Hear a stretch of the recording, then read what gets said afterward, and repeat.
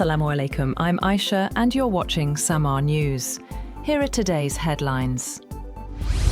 US President Donald Trump has said that he is making a final decision on whether to strike a peace deal with Iran, insisting Tehran must agree never to obtain a nuclear weapon. In a post on Truth Social, Trump has also demanded the immediate reopening of the Strait of Hormuz with no tolls, and called for all naval mines in the region to be removed. Trump has added that ships stranded in the Strait of Hormuz due to an amazing and unprecedented naval blockade would now be allowed to begin heading home.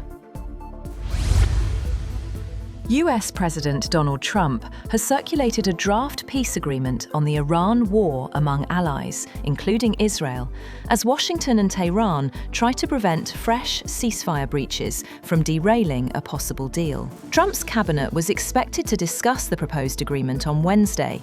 However, Axios reported that the US president said he needed a few more days to think about the deal. The draft shared by Trump is reportedly not very different from the version that has been circulating across the Middle East for several days. Under the proposal, the Strait of Hormuz would reopen to commercial shipping. The US would lift its blockade of Iranian ports, while Iran would gain access to as much as $12 billion in frozen assets.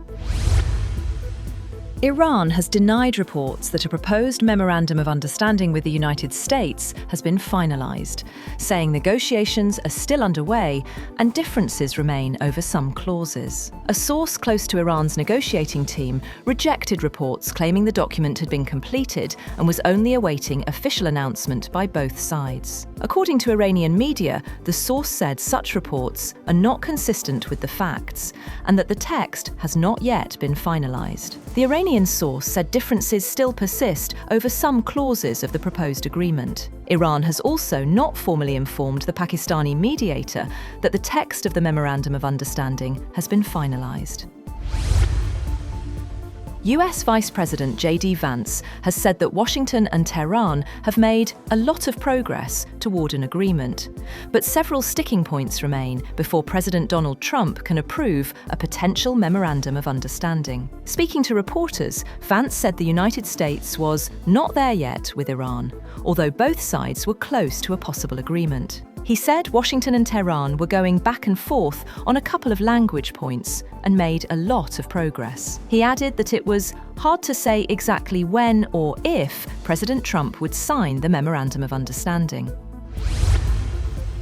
Lebanese President Joseph Aoun has told US Secretary of State Marco Rubio that a ceasefire with Israel is crucial, as Israeli and Lebanese military delegations have met at the Pentagon. According to Al Jazeera, the Lebanese president has stressed the need to exert all efforts to reach a ceasefire, calling it an essential gateway to any further steps.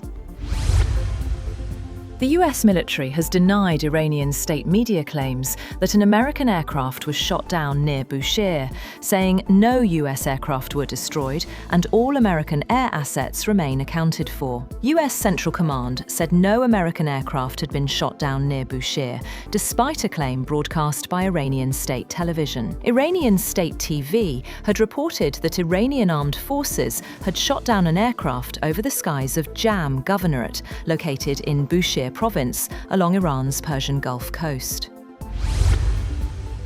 The US has said it has imposed new sanctions on Iran's military oil trade, even as Washington and Tehran reached a tentative agreement to extend their ceasefire and lift restrictions on shipping through the Strait of Hormuz. The Treasury Department said it had sanctioned 8 vessels involved in transporting Iranian crude oil and petroleum products to global markets. The vessels included the Marshall Islands-flagged oil tanker Flora, the Comoros-flagged crude oil tanker Honkayo, and the Panama-flagged tanker Ilgap.